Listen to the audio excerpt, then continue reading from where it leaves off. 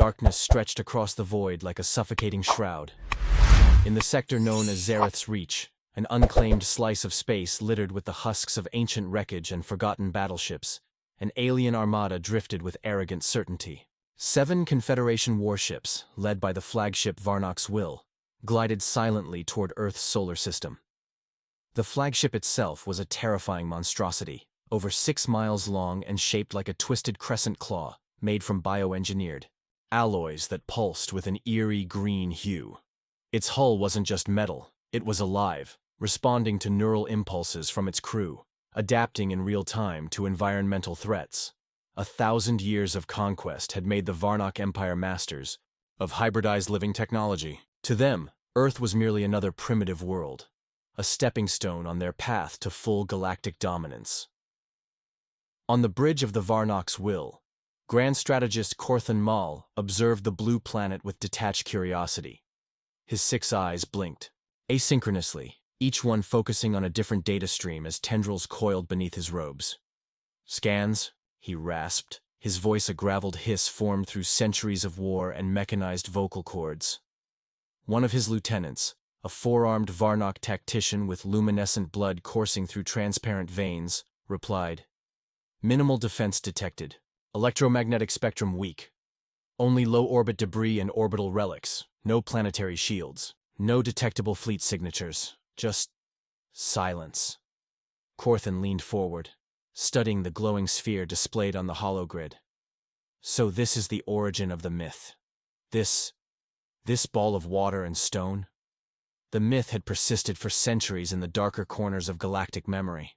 Tales of a world on the edge of the Orion Arm that had once repelled an Eldrax legion. Unconfirmed stories of impossible retaliation during the Ikarian skirmishes. Reports that a human vessel, a non-FTL craft no less, had been found embedded in the wreckage of an ancient Wargoth dreadnought with no apparent cause of destruction. The High Confederation had dismissed these tales as anomalies, the exaggerations of desperate survivors. But when the deep listening post at HD 189733b detected an anomalous signal originating from Sol, encrypted in layered quantum tones far exceeding any non-Confederation tech, it caught the attention of the ruling council. Earth had suddenly become interesting. Now, Corthan stood at the helm of this exploratory strike, tasked not with conquering Earth, but with measuring its potential threat. A testing strike, they called it. Deploy a modest fleet, gauge resistance, record outcomes, nothing more. Victory was not in question. Earth, after all, wasn't even a recognized participant in galactic affairs. It had no seat at the council, no known allies, no Stargate access, just silence in the void. But as the fleet entered the outer rim of Earth's gravitational influence, something shifted. A pulse. Not a distress signal, not a cry for help. It was clean, layered, and deliberate, like a heartbeat echoing through folded space. It traveled faster than any known communication protocol, not through subspace, not through standard warp relays. It was something else. "Did we send that?" Corthan asked coldly. The comms officer looked up, confused. "No transmission, strategist. It's originating from Earth. Low orbit, triangulated from 3 synchronized satellites. They've activated something. Primitive coordination," Corthan scoffed. And then the sky tore open. Without warning, no energy spike, no gravitational disturbance, not even a flicker of warp distortion, space bent. Not shattered, not cracked, bent. Like someone had taken reality and folded it inwards. From the center of that distortion came a shadow. No lights, no engine trails. Just the overwhelming sense of something massive emerging from nothing. A black wedge-shaped vessel emerged first, its surface covered in adaptive plating that didn't reflect light. It devoured it. Behind it, a second ship, then a third. Then, dozens. The human fleet revealed itself in absolute silence. No transponders, no warning, just warships. And then came the flagship. 20 miles wide, circular in design with fractal layering and rotating outer rings glowing with barely contained gravitational energy. It floated like a god's hammer. No name, no markings, no hull number, just dread. The command deck of Varnok's will erupted in alarms. "We have no records of these vessels," the sensor officer cried out. "They're not just cloaked, they were never there. They phased in through some kind of spatial envelope." Corthan's voice dropped to a whisper. "They folded in, but without a gate, without—" He stopped. The impossible had happened. Still, the Confederation fleet held formation. 7 ships strong, weapons charged, shield matrices active. They were conquerors of over 1,000 worlds. Surely, primitive Earth couldn't hope to match them. But Earth did not speak. It did not beg. It did not hail. It acted. With terrifying coordination, the human fleet opened fire. Not with lasers, not with plasma, but with something far more terrifying. Coil lances. Beams of magnetically propelled particles wrapped in singularity coils that tore through space-time faster than any known energy weapon. The first blast struck, Jortak's fist, slicing the cruiser in two in less than 4 seconds. Its core destabilized before its crew had time to scream. It didn't explode. It disintegrated, folded inward and erased from existence. The other alien ships reacted too slowly. A second barrage followed, this time from multiple human vessels. The Confederate destroyer Veskarn Drift deployed shielding too late. Its protective field collapsed under the weight of an unfamiliar force. Kinetic energy amplified by gravitational flux that bypassed energy barriers altogether. The bridge of Varnok's will shook violently. "They're bypassing our defenses. Their weapons shouldn't exist. We have no countermeasures." Corthan's jaws locked. "Initiate warp retreat, now! Warp lanes are corrupted. Their flagship is generating a gravitic field. We're locked in." Earth had sent its answer. "You will not leave. You came here expecting weakness. But now, you face the deadliest fleet humanity has ever built." Corthan's claws gripped the armrest of his command chair, his 6 eyes flickering wildly as he tried to process the situation. His tactical mind, honed by centuries of warfare, was now faced with something he had never encountered.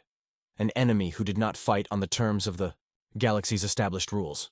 A force so unfathomable it didn't simply strike back. It overcame him. The Varnok's will was the pinnacle of Confederation warcraft. A ship not only of immense size, but also of incredible technological achievement.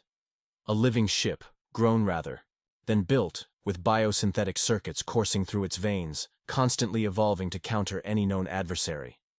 It had torn through entire systems with ease, leaving planets in ruin and fleets broken. Yet now, it was caught. Trapped, in a force field of unknown origin. No retreat, no escape. Corthan snapped orders to his tactical officer. "Divert all power to the forward shields. Prepare all countermeasures now." But it was too late. The human ships didn't need to fire again. They had already made their presence felt. The mere proximity of their gravitational distortion had rendered Confederate calculations useless. Warp lanes, the backbone of the Confederation's travel and tactics, had become unstable. The Varnok's will couldn't escape. Every ship in the fleet felt it.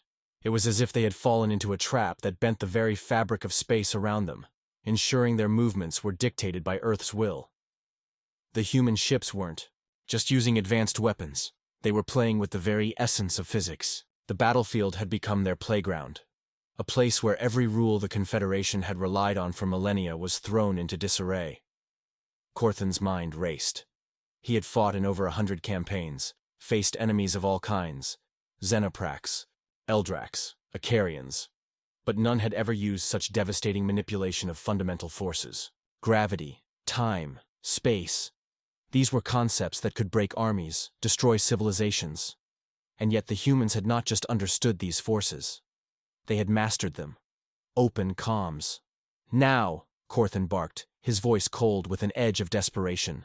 He was not used to being at a disadvantage, and the thought of speaking to his enemy was anathema to him. But this was not just any enemy. It was humanity. And if anything could give him the edge, it would be understanding them, confronting them head-on. The comms officer hesitated but obeyed. The voice that answered was far different from any Corthan had expected. "Greetings, Varnok scum," came the calm, almost mocking tone. It was a human voice, but not one of distress. There was no fear, no panic, only a certain cold certainty that the humans had control. You dare threaten the Confederation? You think your weapons are something we cannot overcome? Corthan's voice was seething with frustration. The idea that such a primitive species could hold the upper hand was maddening. The Confederation was supposed to be invincible, its enemies, no more than dust beneath its boots. The voice on the other end responded without a hint of fear or anger. You're in our space now, and you will learn that humans don't beg for mercy. We don't negotiate. We eradicate threats. You are a threat.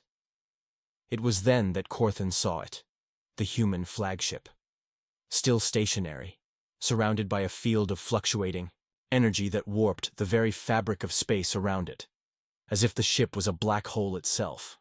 Its surface shimmered with strange, incomprehensible symbols, a language far beyond anything the Confederation had ever encountered.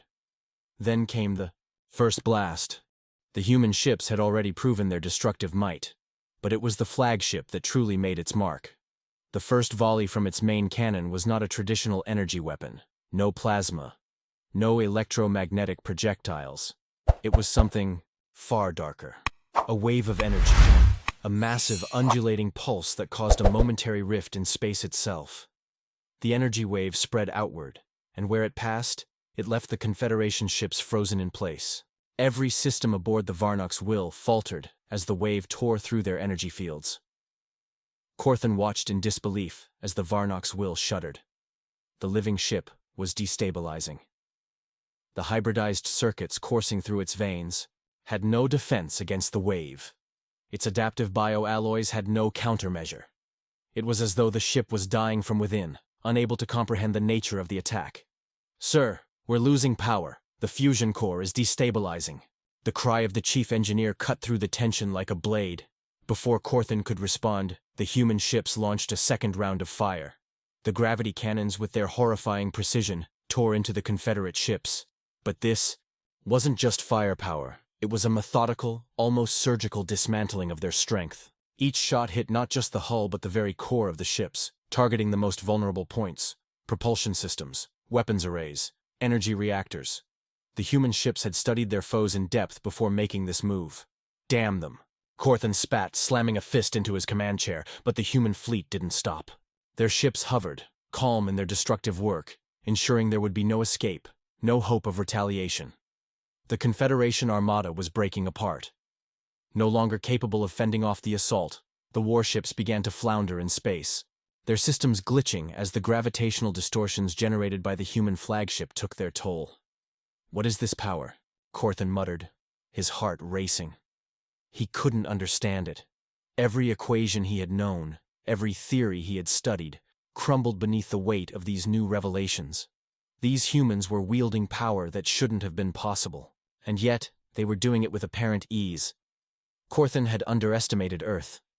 That much was clear. But there was one thing he knew for certain. The Confederation would never bow. It would never surrender. They would retaliate. They would rebuild. And they would bring war to Earth unlike anything this planet had ever seen. But as the final energy wave tore through Varnox Will, Corthan realized that no matter how many times the Confederation came, it would never be enough. Earth was no longer a simple world. It had become the crucible in which the fate of the galaxy would be decided. And humanity's answer was clear. You will fall, and we will rise. The aftermath of the first engagement left the Confederation fleet in chaos. What had once been a formidable armada, the pride of an empire that spanned hundreds of star systems, was now a broken, splintered force. The Varnox Will, the crown jewel of their military power, drifted helplessly in space, its core destabilized, its once mighty form reduced to a twisted shell of its former self. The few remaining ships, scattered across the battlefield, were struggling to maintain even minimal control. Their navigational systems a mess of corrupted data and half-functioning subroutines. Corthan sat in the heart of his flagship, staring out at the destruction in stunned silence. His once proud fleet, which had crushed entire species and decimated civilizations, was now helpless before a force that seemed to defy everything he knew about warfare and physics. His claws tightened around the armrests of his command chair, as he tried to think, tried to formulate a plan. In the silence of the command deck, a faint beep broke through the tension. The communications officer, pale and trembling, spoke up. "Admiral, we're receiving a transmission. It's from the human flagship." Corthan's eyes narrowed. "Put it through," he ordered, his voice a growl. He would not show fear, even if every instinct inside him screamed that something far more dangerous than he had anticipated lay on the other side of this call. The screen flickered, and there they were. The humans. Their faces were calm, almost disinterested, as though they were speaking to someone far beneath their concern. The leader of the human fleet, a commander with short-cropped hair and a face devoid of emotion, stared directly at Corthan through the screen. The only hint of recognition in his gaze was the faintest glint of contempt. "You still have a fleet?" the human commander asked, his voice smooth but carrying a certain weight of finality. "How quaint. Tell me, how many of you still believe you can win this war?" Corthan's throat constricted.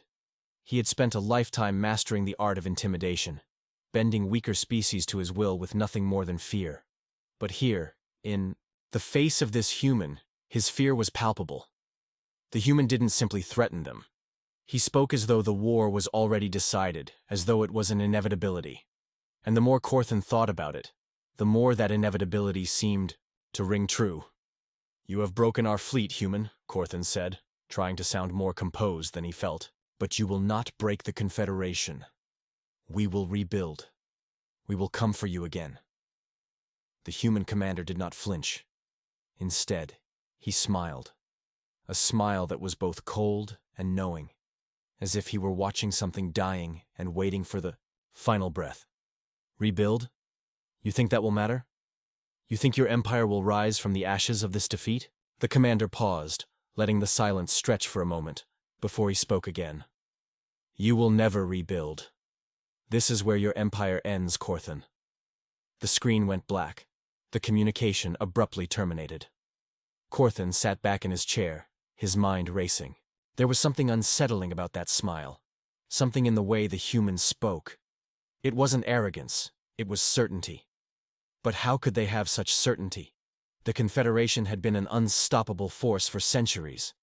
No one could challenge them for long. Yet here, in the cold expanse of space, surrounded by the remnants of his once great fleet, Corthan felt the weight of his failure crushing him. "Sir, we've got incoming." The voice of the tactical officer cut through his reverie, snapping him back into the present. "The human ships, they're charging up something. It's massive, far beyond anything we've seen before." Corthan's eyes widened. He had seen many devastating weapons in his time, from planet-destroying energy beams to advanced gravity cannons capable of turning entire fleets to rubble. But this felt different. It was as if the very fabric of space itself was being bent, reshaped in ways that defied the laws of physics. "Activate all remaining shields," Corthan ordered, his voice tinged with desperation. "Prepare to move the fleet into evasive maneuvers." The fleet's remaining ships, now little more than a ragtag group of survivors, began to scatter, each one trying to avoid the impending attack. But it was clear they were no match for whatever the humans were. Preparing, Corthan could feel the pressure building, a sense of dread gnawing at the edges of his mind. Then, the first wave of fire came. It wasn't a beam of light or a stream of plasma like the Confederation had once used. No, this was something far more terrifying. The human ships fired a volley of energy pulses, each one carrying with it the weight of an entire star's gravity. The pulses tore through space, warping the very fabric of reality around them. As they reached their targets, they caused a catastrophic distortion. Gravity wells, so intense they tore through the Confederate ships like tissue paper. The Varnock's will was already in critical condition, but these waves of energy caused what remained of it to unravel completely. The ship's outer hull buckled under the strain, its biosynthetic circuits shredded as if they had been ripped from within by an invisible hand. The survivors didn't last much longer. One by one, the Confederate ships were torn apart, their shields ineffective against the relentless onslaught. Corthan's heart raced as he watched his fleet disintegrate, his forces scattered to the wind. The human ships didn't even need to focus on each individual ship. They were wiping out entire sections of the fleet with single shots, dismantling their power, their defenses, their very presence in space. And then, as suddenly as it had started, the human fire stopped. Corthan could hardly believe it. His fleet had been obliterated, but the humans had not pushed for the final kill. Instead, they hovered in the distance, their ships silent and still, as if waiting for something. For a long moment, there was only silence. The remnants of the Confederation fleet were scattered, with nothing but wreckage and empty space left in their wake. Corthan stood at the center of the command deck, his thoughts a whirlwind of disbelief and rage. The humans had done it. They had wiped out the mightiest armada in the galaxy, and they hadn't even finished the job. He had lost. The Confederation had lost. But as the reality of his situation sank in, a new thought emerged, one that would shape the next steps of the war. Humanity had shown its strength, but Corthan knew something deeper, something far more dangerous about them now. These humans didn't just fight to conquer, they fought to destroy everything that threatened their existence. And that, Corthan realized, was what made them so deadly. He slammed a fist into the console before him. The Confederation would never forgive this, but he would never forget this moment either. For it was in defeat that the true nature of his enemies had become clear. They were no longer just another species to be subdued. Humanity was something entirely different. In the wake of the battle, the Confederation survivors were left in a state of stunned disbelief, clinging to the wreckage of their once mighty fleet. The human forces had disappeared as suddenly as they had come, their ships now only faint blips on the distant horizon, just out of reach. It was clear that the humans were in no rush to claim victory.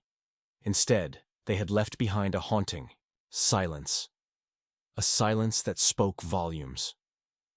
Corthan, now aboard a small recon vessel, drifted alone through the debris field, his eyes scanning the remnants of his fleet.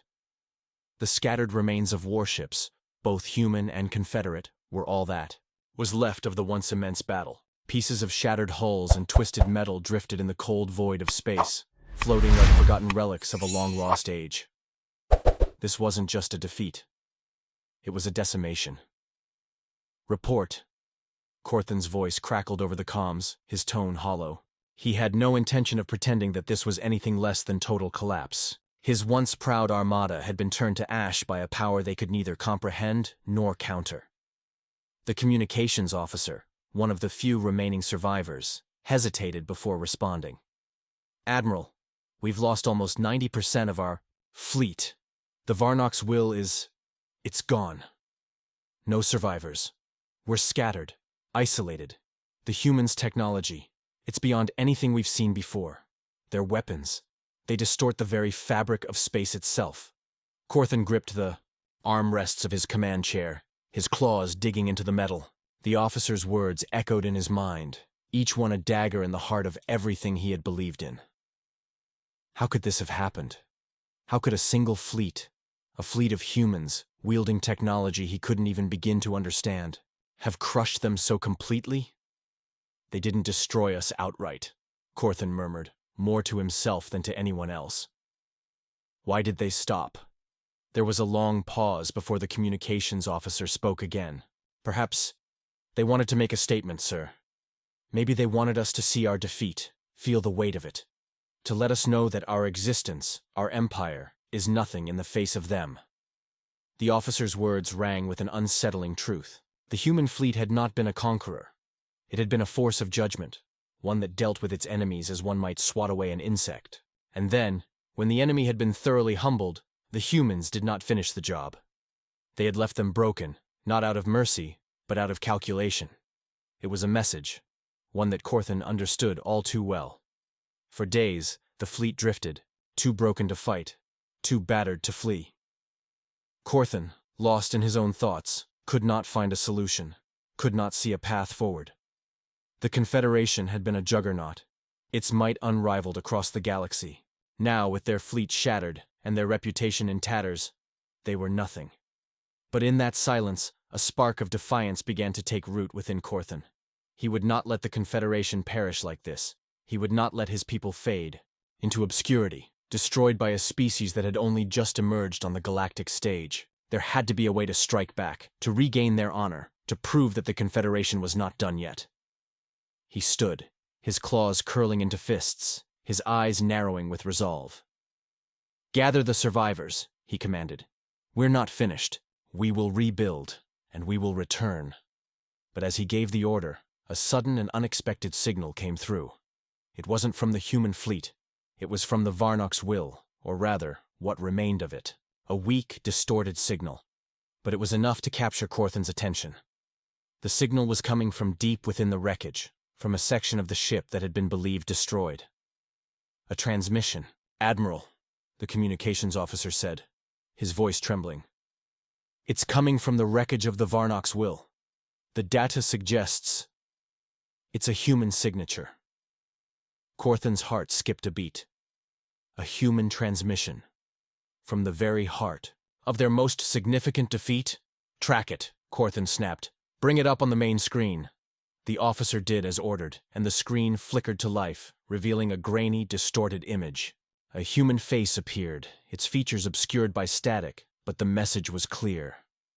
"We are watching," the human said, his voice low and calm, laced with an unsettling finality. "This isn't over. You may think that you've survived, but you haven't. You haven't even begun to understand what you're up against." The transmission cut out abruptly, leaving Corthan in stunned silence. His claws twitched involuntarily as his mind processed the implications. The humans were not finished with them. They had left a message, a clear warning, and Corthan now understood. They had no intention of allowing the Confederation to simply fade into the background. They were watching, and they were waiting. "Admiral," the communications officer's voice broke through his thoughts. "We're detecting more. Human vessels. Small ones, but they're entering our space. It's not a fleet. They're too few. But they're closing in on us fast." Corthan's mind raced. The humans were here again, so soon. What did they want? Were they here to finish what they started, or was there something more to this second wave? Could this be part of a larger strategy, or were they simply showing their superiority once more? Without hesitation, Corthan gave the order. "Set a course. For the nearest station. We need to regroup, and we need answers." But as the ship began its course through the shattered remains of their fleet, Corthan couldn't shake the feeling that the humans had a plan far greater than anything the Confederation had imagined. This was no longer just a battle for survival. It was a test of endurance, a fight not for dominance, but for existence itself. Corthan's claws flexed again, this time with determination. They would rebuild. They would fight back. But in the back of his mind, he couldn't help but wonder. How much longer could they survive against a species that seemed to always be one step ahead? And more importantly, what would the humans do next? The war-torn remnants of Corthan's fleet drifted aimlessly in the cold expanse of space, a stark reminder of the Confederation's fall from grace. A once proud empire now clung to life, shattered and scattered, left with little more than echoes of its former glory. As Corthan stared at the fragmented remains of the battle, his thoughts became a whirlwind of strategy, desperation, and rage. The enemy, the humans, had delivered a blow so devastating that it threatened not just their military might, but the very fabric of the Confederation's identity. And yet, even in the face of total annihilation, the humans had left a door open. The transmission from the Varnock's will, the unsettling words of the human who had warned them that the battle was far from over, echoed in Corthan's mind like a ticking clock, the weight of its implications heavy on his heart. The humans were not finished. In fact, it seemed they were only just beginning.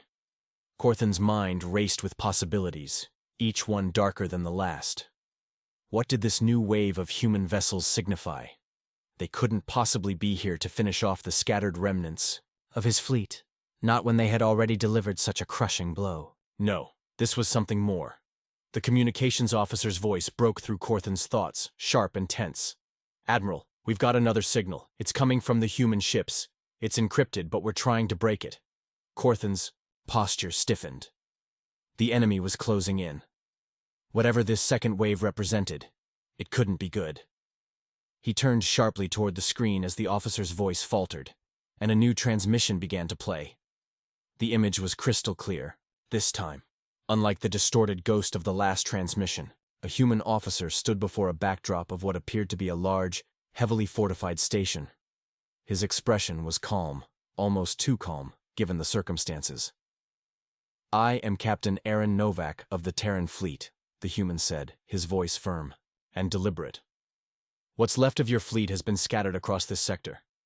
You've been left to lick your wounds, but your survival is not something we're concerned with. You've been given a second chance. The question is, what will you do with it?" Corthan's claws dug into the armrests of his command chair. The arrogance in the human's voice. He could hear it, even in that sterile transmission. It was clear that they believed the Confederation to be no more than a nuisance, a brief distraction in their vast cosmic game. The audacity of it was infuriating. But Corthan's mind, though furious, was calculating. The humans weren't interested in exterminating the Confederation completely, at least, not yet. They weren't interested in wiping out his people entirely. They were offering them something, albeit something that smelled more like a threat than a gesture of peace. As the transmission continued, Novak's words took on an even more chilling edge. "Here's your choice," Novak said, his tone hardening. "You can attempt to rebuild, attempt to fight back, but you will find only death at the hands of a superior species. Or you can submit. Surrender your fleets, your resources, your technology, and live under the protection of the Terran Dominion. We will spare your lives. We will give you a place, a role. You will no longer be a threat, and in return, we will keep you alive. Your people will survive, but only as our subjects." The message was clear. It was a choice between survival and annihilation. But to Corthan, it felt more like an ultimatum than an offer. The humans believed they held all the cards, that they were the dominant power in the galaxy. The arrogance in their words mirrored the cold efficiency with which they had torn apart his fleet. It was a brutal calculus that left no room for mercy or negotiation. Corthan's mind reeled. Surrender. The very thought was anathema to everything he had known. The Confederation had prided itself on its strength, its ability to dominate and control. It had conquered worlds, crushed rebellion, and forced its will upon countless civilizations. To bow to a race of humans who had so easily destroyed his fleet, who had shown him no mercy, was unthinkable. But Corthan was no fool. The humans had made it clear that if they were given the chance, they would wipe out the remnants of the Confederation in a heartbeat. Their message, delivered with cold precision, had left no room for misinterpretation. The Confederation's only hope for survival was to submit, to accept their place as subordinates to the Terran Dominion. The room fell into an eerie silence as Corthan considered the implications. His mind moved swiftly through a series of calculations. If the Confederation did not submit, they would surely face complete annihilation. But if they did submit, what would become of his people? Could they live under human rule? Could they endure the humiliation of submission, knowing that they had once stood as a great power in the galaxy? "What are we going to do, Admiral?" the communications officer asked, his voice trembling. "The Terrans are closing in. We don't have much time to decide." Corthan stood, pacing the length of the room as he mulled over the options before him. His claws clicked on the floor, a rhythmic sound that only served to heighten the tension. He could feel the weight of history pressing down on him. His ancestors had built the Confederation on strength, on the blood and sweat of those who had fought to claim the stars as their own. How could he, the last of the great leaders, betray that legacy? How could he allow his people to be subjugated, reduced to mere pawns in a cosmic game? And yet, what other choice was there? To defy the Var humans was to ensure their extinction. They had already proven their superiority, both in terms of technology and strategy. Corthan's mind returned again and again to the chilling words of Novak. "You will no longer be a threat, and in return, we will keep you alive." Corthan's resolve wavered, but only for a moment. He knew that if he chose to fight, he would be signing the death warrant for the Confederation. He knew that if he chose to surrender, he would forever be remembered as the leader who gave in to the humans, the one who allowed his people to be cowed. In the end, Corthan made his decision. He would not lead his people into oblivion, but he would not submit without a fight either. The Confederation would bend, but it would not break. "We will survive," Corthan said, his voice filled with a quiet, simmering anger. "But we will do so on our terms." He turned to the communications officer. "Prepare a message to the Terran fleet. Tell them that we will negotiate. But make no mistake, we will never forget what they have done." The officer nodded and began to send the transmission. As the message was dispatched, Corthan stared out into the cold void of space, his thoughts dark and conflicted. The humans had left them with a choice: submit or die. But Corthan knew that the true war was only just beginning. What remained to be seen was whether the Confederation could survive not just in the shadow of the Terran Dominion, but in the dawning realization that the galaxy no longer belonged to them. The dark days that followed were filled with tense negotiations and uneasy peace. Corthan, ever the strategist, understood that survival was no longer about dominating the stars. It was about navigating the precarious balance between submission and rebellion. The Confederation's leaders gathered in secret, their meetings held in the shadow of the looming Terran threat. Every decision, every word, was weighed with immense caution. They had been given a chance to live, but at what cost? And was survival worth the price? Corthan's mind was a storm of conflicting thoughts. On one hand, the human proposition seemed like an insidious trap, one designed to wear down the spirit of the Confederation over time, to reduce them to a mere echo of their former selves. But on the other, there was the undeniable reality of the humans' power, their fleet, their technology, their strategic prowess. These were not things the Confederation could hope to defeat. To continue resisting, Corthan knew, would be to face certain death. Still, he couldn't help but feel the sting of pride. The Confederation had never bowed to anyone, had never been forced to kneel before another race. Yet here he stood, on the precipice of surrender, with nothing left to do but try to preserve what was left of his people. The decision was not made lightly, and the transmission to the Terran fleet was sent under the most guarded of circumstances. They would comply for now, but there was a spark in Corthan's chest, one that refused to be extinguished. The Confederation would survive. He would ensure that. Even under the weight of Terran dominion, Corthan swore that his people would one day rise again. Months passed, and the Terran fleet began its slow encroachment upon the Confederation's homeworlds. But instead of the expected subjugation, there was a strange sense of quiet. The humans, true to their word, allowed the Confederation to continue existing, albeit as a lesser power, reduced in influence, but not entirely erased from the galaxy's stage. The humans had their dominion, their reach extending far and wide. But Corthan knew that their hold on the Confederation was tenuous at best.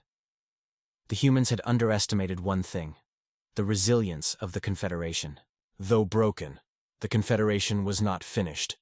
It would rebuild, not in the image of its former glory, but as something new.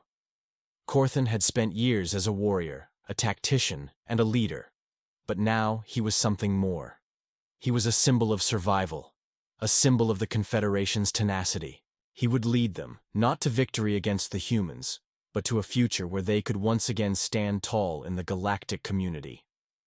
He spent countless hours in the war rooms of his ship, coordinating with the surviving fleet commanders. The humans had given them the space to breathe, to regroup, but Corthan knew it was only a matter of time before they would come again. The humans were not a species content with mere victory. They wanted total control. It was inevitable that they would come to claim the Confederation fully, to strip them of everything they had left. And so, Corthan made his preparations. The Confederation, though now a shadow of its former self, still had a legacy to protect. They had been an empire once, vast, proud, and powerful, and Corthan's vision was to create a new kind of power, one that could coexist with the Terran dominion, not in submission, but in balance. The future of the Confederation would be built on diplomacy, on patience, and, when necessary, on force. Corthan's council was hard at work. They began secretly rebuilding their fleets, slowly, stealthily. No longer would they rely on the brute force that had once defined them. The Confederation would adapt. They would use what the humans had taught them, incorporating Terran technology into their own designs. But this time, it would not be just for war.